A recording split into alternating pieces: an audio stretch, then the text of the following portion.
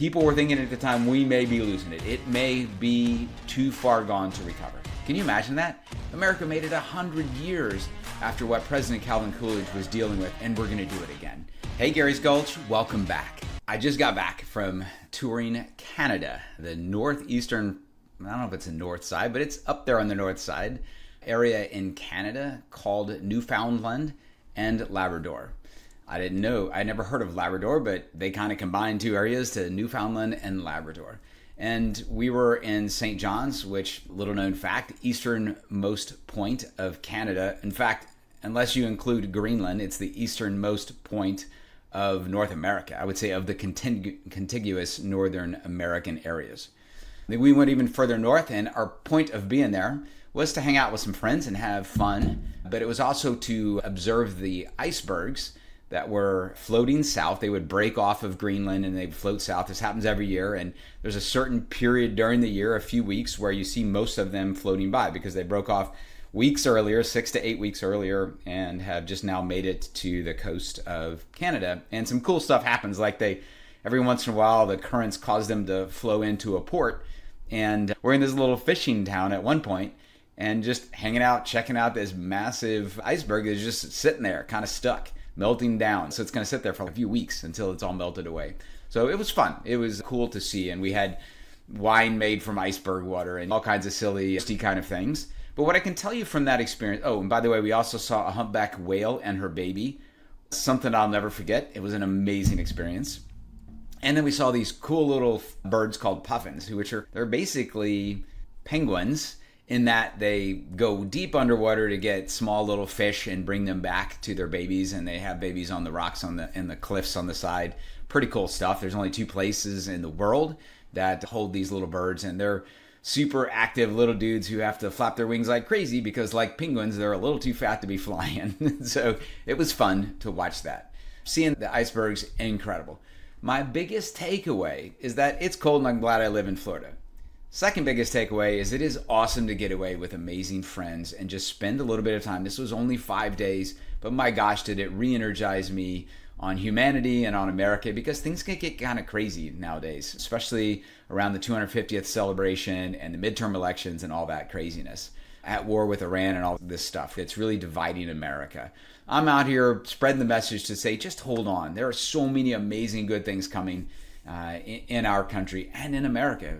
North America, because the other thing that was incredible to me was that there is no huge strife. We're not going to go to war with Canada anytime soon. These are all outside forces, deep state silliness in both our country and up in Canada that's trying to pit us against each other. Yes, Carney's a whack job. There's plenty of those in America. But I can tell you that the Canadian citizens that I met, even in Montreal, but definitely up there in those small fishing towns, loved Americans. They just love other Christian Western world people who are desiring to have fun, to be around community and camaraderie. They have the same things that we want. Down here in Cape Coral, Florida, we welcome Canadians to come down. They are wonderful guests to live in my short-term rental and to contribute to our economy, and they have a great time. Same thing happened when we went up there. They were amazing. There was no politics the entire 5 days, and it was just an incredible event. So please stay plugged into your maker and thank God for that here in the West, we still, majority of people, just want to have fun, to enjoy life, to be around family, friends, and to make tomorrow better for our kids and grandkids than it was for us. It's just the same everywhere in the West that I've been. Some people have gotten much further off track than we have in America. Canada is further off track than we are, but they have no problem getting back on track, I think. Maybe there are people who say Great Britain is so far gone you'll never get it back. France, so far gone you'll never get it back. Is that really true? I doubt it. I have friends who they have trips coming up to both of those places this year. I think they're going to come back and say, man, we have met some amazing people. So keep perspective, please. That's one of my big takeaways from that. Recently, and I'm doing this, and you'll start to see that I have a lot of focus on the 250th celebration coming up here in the next couple of months because it's getting really close, right? And so there's a lot of news out there, and I'm not going to get into all the woke entertainers who decided not to participate, and they were told by the Democrat Party that, hey, we're making this about whiteness. White privilege and all that kind of stuff is what the 250th is going to be about. Sorry, Democrats, you're going to lose that like you've lost just about everything else including the midterms, not the midterms, but the primary elections here recently. Everybody's worried today at my recording here on the 5th of June that the Democrats are going to steal back the mayor of Los Angeles and the governor of California elections from what happened on Tuesday night. Maybe they will, but I think the FBI is going to be heavily involved in that before they pull that off.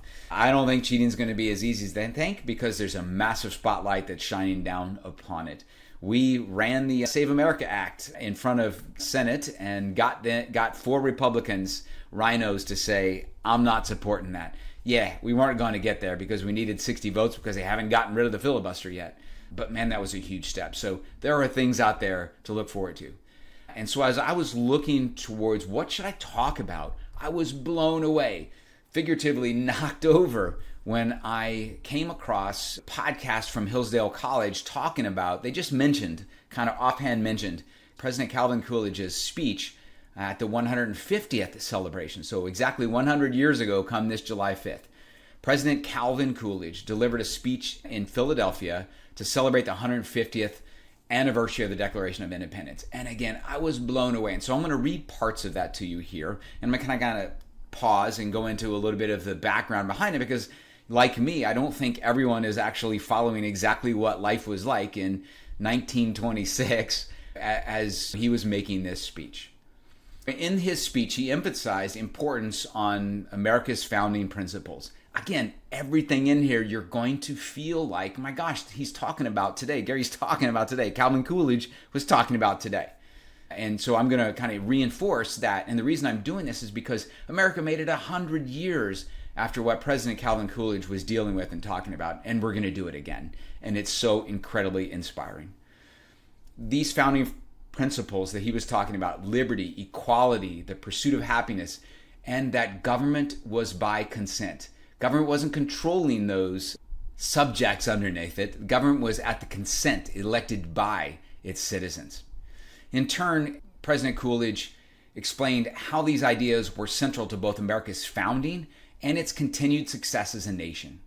However, he also argued that these principles weren't simply American principles, but they were instead universal and unchanging principles. They came inalienable rights from God. He also contrasted the movement for American independence with the violent and radical movements that were happening during his day. Okay, hold on a minute. What violent movements were happening in 1926? What he's talking about is all the stuff basically from like 1880 to 1920. And they had massive changes as we went from the late 19th century into the early 20th century. And here are some of those things. And many people actually back then thought that it threatened the constitutional republic itself, that we were going to lose the republic. So way back when, Benjamin Franklin said, we've delivered a republic if you can hold on to it. 150 years later, Calvin Coolidge is saying, and the thoughts of the time, not Calvin Coolidge was saying this, but the thoughts of the time, so much so that he had to make it a centerpiece of his speech at the 150th celebration. People were thinking at the time, we may be losing it. It may be too far gone to recover. Can you imagine that? We're thinking the same thing. Some people are at the 250th celebration. But all it takes is a little step outside of America like I just did. Or to have coffee with an immigrant who came here legally to our country who is saying, what are you talking about? I have no problems, no concerns about America. We're moving forward. But yet all the Americans are like, I'm moving out of the country. This thing's done. We'll never get it back. All right. So I'm trying to provide a little bit of perspective. Okay. So back to what was happening that was causing what our founding fathers had established to be a concern that it might not hold out. So there were different Americans who disagreed sharply about which groups posed the greatest threat, but there were several groups. So let's talk about some of them, and I'm going to try to draw a parallel to what you're seeing today. So they called them, one group, revolutionary anarchism. So anarchists sought to abolish our government authority altogether. Some factions endorsed violence, including bombings and assassinations. One event was the Haymarket Square riot event in 1888, So one unique thing about this, about me talking about this, is that, so let me set the scene. What happened? Haymarket Square was a place where a large, I don't even remember the name of the company, but a large company, a large industrial producer. The union workers, because of the conditions at the time, probably rightfully they were not rioting, but it turned into a riot, but they were picketing, right? They walked out and they didn't want to work, and they were preventing the company from being able to do its job.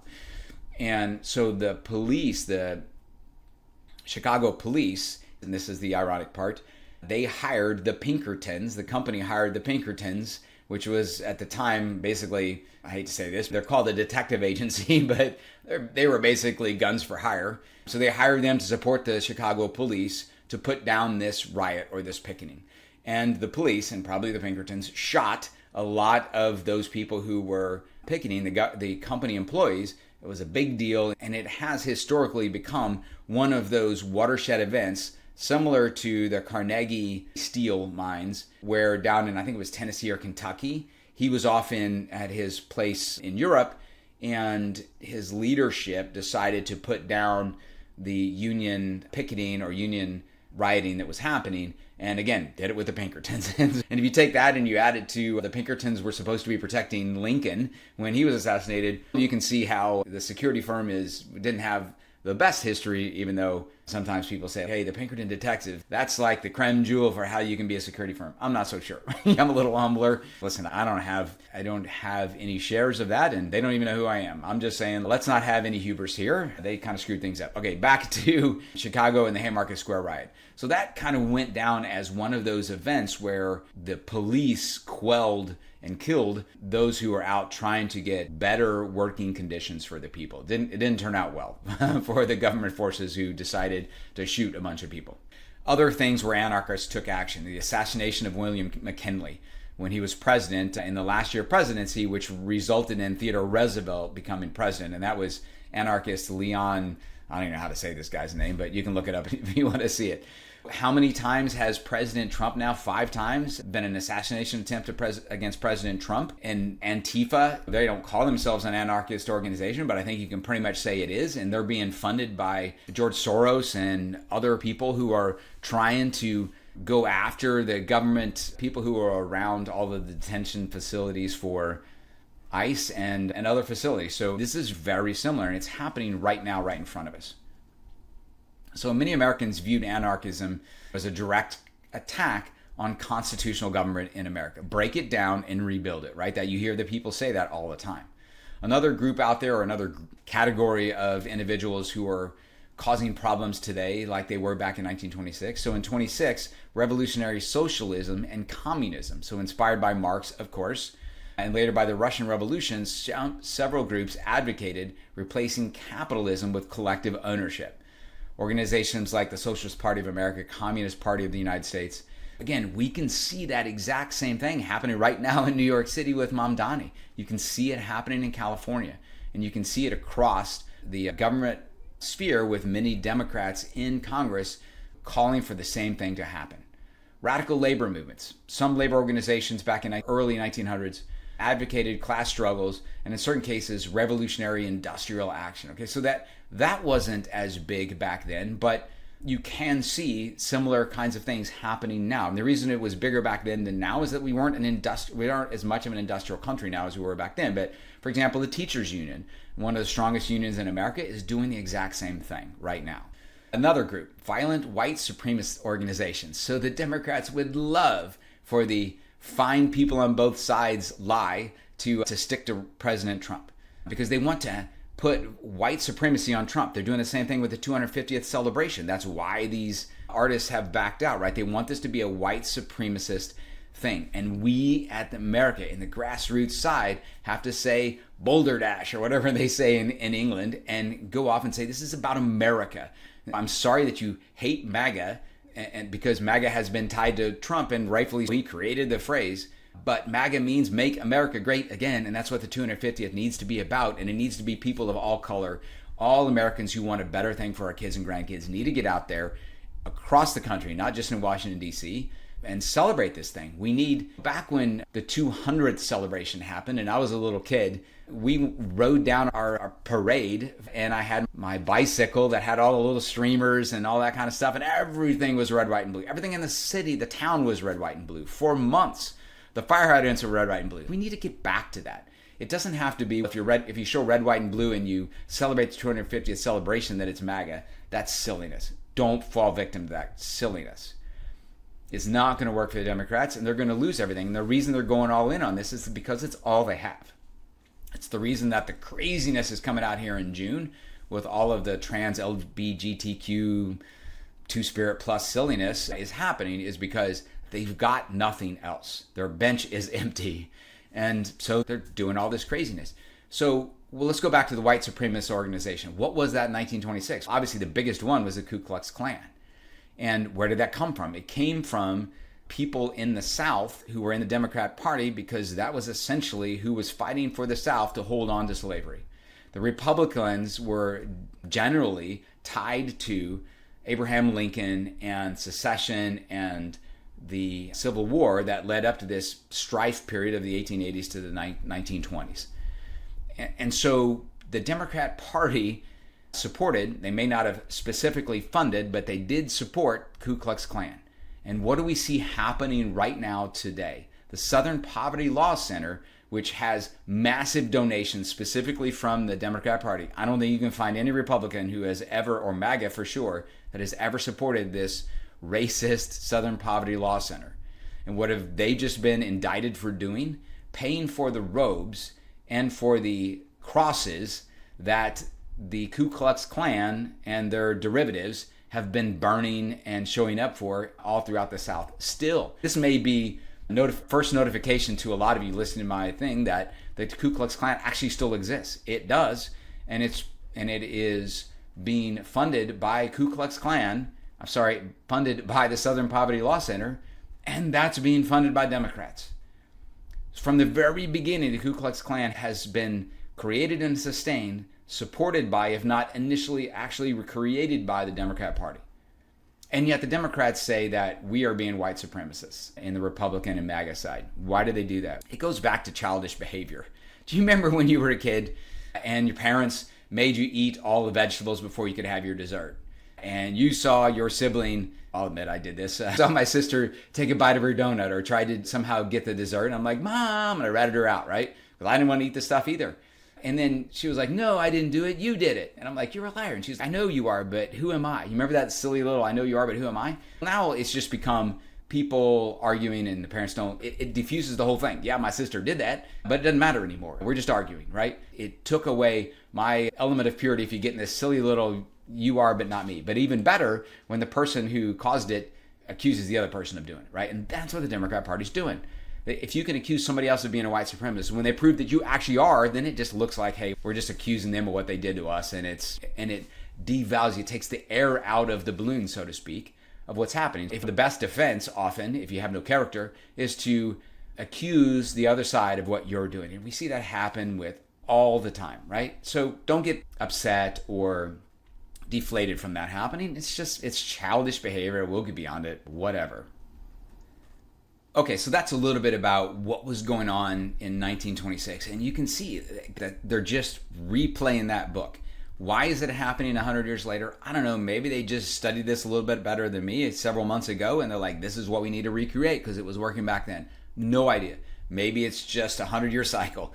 Doesn't actually matter. What matters is that we understand everyone has challenges. And just like in 1926, which I would argue is far worse off than where we are today, thank you, President Trump, and a lot of patriots who have had enough and they're stepping out. If you look in California, if you look all across America, people have had enough and we're focusing on holding this thing together.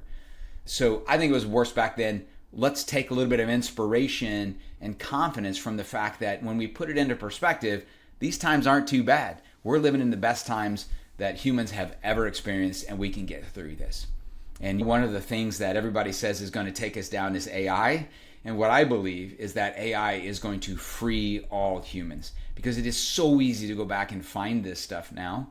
And AI will immediately, when the other side is saying stuff that just isn't true, it is so incredibly easy to fact check stuff. You remember just 2 or 3 years ago where the mainstream media was fact checking everybody, and it took us a little while to figure out, I don't think that's true, but it took a while to figure it out. Now it's immediate. It is immediate, and people are getting fact checked, and their fake fact checks are getting blown up real time on TV so that everybody out there can see it. So take confidence. We're doing great. This is going to be an amazing future. Okay, back to President Coolidge. So he's urging American people to turn aside the passions of the moment and commit themselves to the timeless ideas at the heart of the American Revolution, including republicanism and the rule of law. Rule of law, sound familiar? So President Coolidge's speech continues to represent a powerful ode to America's cultural heritage and an inspiring celebration of how America's founding principles have helped create a stable, free, moral, prosperous, and flourishing nation. So I'm getting most of this from the constitutioncenter.org, and you can go back and read it. It was fascinating. So I'm just going to read an abbreviation of things. I'm not going to go into the full 100% speech, but it is fascinating. I've read it. It's incredible. Okay, so here is an excerpt from President Coolidge's speech 100 years ago. We meet here to celebrate the birth of America. The coming of a new life always excites our interest. Although we know in the case of the individual that it has been an infinite repetition reaching back beyond our vision. That only makes it more wonderful. But how our interest and wonder increase when we behold the miracle of the birth of a new nation. It is to pay our tribute of reverence and respect to those who participated in such a mighty event that we annually observe the 4th day of July. Whatever may have been the impression created by the news which went out from this city, Philadelphia, on that summer day in 1776, there can be no doubt as to the estimate which is now placed on it. At the end of 150 years, the four corners of the earth unite in coming to Philadelphia as to a holy shrine in grateful acknowledgement of a service so great, which a few inspired men here rendered to humanity, that it is still the preeminent support of free government throughout the world. I can only hope we have that combined vision as Americans and that we throw down the partisanship for this one amazing celebration. It is not so much, he said, then, for the purpose of undertaking to proclaim new theories and principles that this annual celebration is maintained, but rather to reaffirm and reestablish those old theories and principles which time and the unerring logic of events have demonstrated to be sound. Amid all the clash of conflicting interests, amid all the welter of partisan politics, every American can turn for solace and consolation to the Declaration of Independence and the Constitution of the United States, with the assurance and confidence to those two great charters of freedom and justice remain firm and unshaken. Whatever perils appear, whatever dangers threaten, the nation remains secure in the knowledge that the ultimate application of the law of the land will provide an adequate defense and protection. We are obliged, he said, to conclude that the Declaration of Independence represented the movement of a people. It is not, of course, a movement from the top. Revolutions do not come from that direction. The Continental Congress was not only composed of great men, but it represented a great people. While its members did not fail to exercise a remarkable leadership, they were equally observant of their representative capacity. They were industrious in encouraging their constituents to instruct them to support independence. But until such instructions were given, they were inclined to withhold action, placing every man on a plane where he acknowledged his superiors, where no one possessed any right to rule over him. He must inevitably choose his own rulers through a system of self-government. This was their theory of democracy. In those days, such doctrines would scarcely have been permitted to flourish and spread in any other country. This was the purpose which the fathers cherished. In order that they may have freedom to express these thoughts and opportunity to put them into action, whole congregations with their pastors had migrated to the colonies. These great truths were in the air that our people breathed. Whatever else we may say of it, the Declaration of Independence was profoundly American. In its main features, the Declaration of Independence is a great spiritual document. It is a declaration, not that material, but of spiritual conceptions. Equality, liberty, popular sovereignty, the rights of man. These are not elements which we can see and touch. They are ideals. They have their source and their roots in the religious convictions. They belong to the unseen world. Unless the faith of the American people in these religious convictions is to endure, the principles of the Declaration will perish. We cannot continue to enjoy the result if we neglect and abandon the cause. And please, everybody, this is Gary, but please keep in mind when you hear people wanting to get rid of "In God We Trust," when they want to separate church and state, when they want to do all of these things that separate us from our spiritual roots, they're doing that because if we remain spiritually connected, there is absolutely no way that you can bring down America. Again, of the far left, that is the desire. Okay, back to President Coolidge. We are too prone to overlook another conclusion. Governments do not make ideals, but ideals make governments. This is both historically and logically true. Of course, the government can help to sustain ideals and can create institutions through which they can be the better observed. But their source, by their very nature, is in the people. The people have to bear their own responsibilities. There is no method by which that burden can be shifted to the government. It is not the enactment, but the observance of laws that creates the character of a nation. It is not the enactment, but the observance of laws that creates the character of a nation. I repeated that intentionally because it is such a huge statement. About the Declaration, he says, there is a finality that is exceedingly restful. It is often asserted that the world has made a great deal of progress since 1776, that we have had new thoughts and new experiences which have given us a great advance over the people of that day, and that we may therefore very well discard their conclusions for something more modern, therefore the progressives, right? But he says that reasoning cannot be applied to this great charter. If all men are created equal, that is final. If they are endowed with inalienable rights, that is final. If governments derive their just powers from the consent of the governed, that is final. No advance, no progress can be made beyond these propositions. If anyone wishes to deny their truth or their soundness, the only direction in which he can proceed historically is not forward, but backwards, toward the time when there was no equality, no rights of the individual, no rule of the people. Those who wish to proceed in that direction cannot lay claim to progress.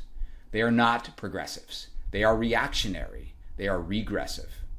Their ideals are not more modern, but more ancient than those of the revolutionary fathers. Oh my gosh, please go back and listen to that part. That might have just changed my world. No other theory is adequate to explain or comprehend the Declaration of Independence. It is the product of the spiritual insight of people. We live in an age of science and of abounding accumulation of material things. A quick aside, can you imagine in 2026 President Trump could just give this speech? It's incredible. He goes on to enforce, these did not create our declaration. Our declaration created them. The things of the Spirit come first. Unless we cling to that, our material prosperity, overwhelming though it may appear, will turn to a barren scepter in our grasp. If we are to maintain the great heritage which has been bequeathed to us, we must be like-minded as the fathers who created it. We must not sink into a pagan materialism. We must cultivate the reverence which they had for the things that are holy. We must follow the spiritual and moral leadership which they showed. We must keep replenished, that they may glow with a more compelling flame, the altar fires before which they worshiped. Powerful stuff. I'm going to stop there, but please go take a look at the speech. Go re-listen to this anytime you have concerns. You can click on it and make it be one of those saved podcasts that I have a few small, maybe dozen of, that I go back to from time to time because it fires me up. This is perspective setting. My trip to Canada was perspective setting. It's not as bad as we think it is when we go to social media. And in fact, right now, our times are more amazing than 1926.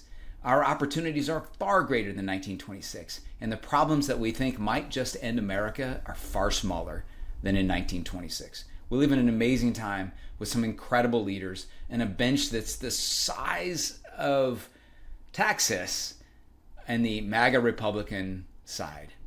Thank you so much. The resurgence of Christianity that happened after Charlie Kirk was assassinated is going to help save our country and this world. And I think that's why he has been martyred, because God needed a very important person, not Jesus, but a very important person to help reignite Christianity, which is what this country was founded on originally. And just the events of that several months ago has now made 2026, upcoming elections, our future, world politics, all of this stuff look so much better. Freedom is spreading across the globe at the hands of Donald Trump. And a lot of that would not have been possible without Charlie Kirk. So God rest his soul. God, use that amazing young man on your side as much as you possibly can. And everybody go out there, link arms with people, even if maybe they're not politically aligned with you. Because remember, everything was red, white, and blue on the 200th celebration.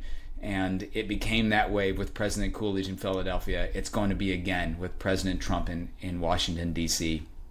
Thank you so much to those entertainers who had lost their way, opening up space and a realization that by President Trump that what America really needs is to hear the president, is to hear us pulled together with patriotism and a love for brothers and sisters and an appreciation for our founding fathers, just like President Coolidge did in what I would argue was far tougher times than what we're seeing in America today.